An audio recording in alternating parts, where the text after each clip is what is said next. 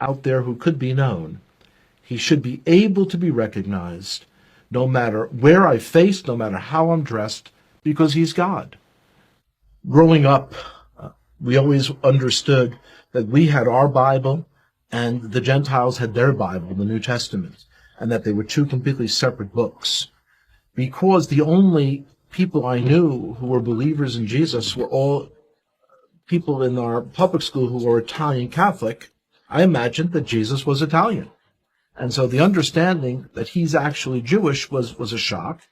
And then to hear that the New Testament was written by Jews, I couldn't believe it. My expectation was that the New Testament was like my grandparents had told me. It was a book on how to persecute the Jews, and it's something you should stay away from. Of course, when you're told you should stay away from something, curiosity gets the best of you, and you've got to see it. When I opened the New Testament, I was expecting to find a handbook on how to persecute the Jews. My grandparents had warned me that it was written by people who killed the Jews. That's what I was expecting to see, and yet when I'm opening it, I'm reading a story written by Jews about Jewish people.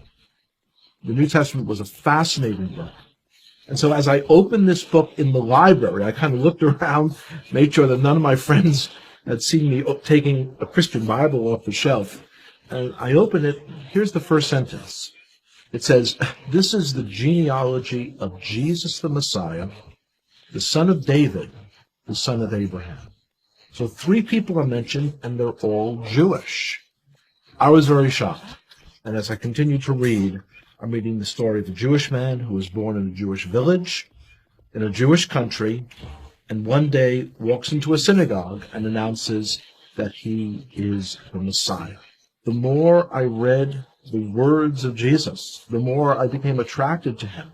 It was as beautiful as anything I had ever read in any other part of the Bible.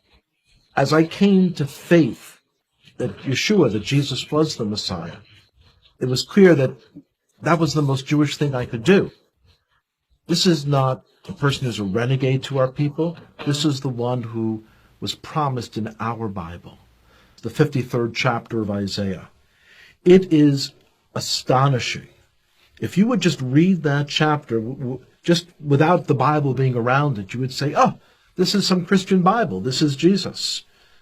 When you realize, though, that it's in the middle of our Bible, our Jewish Bible, when I first came to faith, I dared not tell my father, because this is a time period in the 1970s when there were lots of gurus and cults, and he was very concerned about me getting involved in some crazy sect and going off someplace. So I waited for months, and when I finally told him, he was very skeptical. On his own then, he started to read about Jesus as well. About 1.5 years later, I told him that the fellow who wrote one of the books that he had read, that this fellow was giving a lecture in the city in New York. And he agreed to come out to hear that person.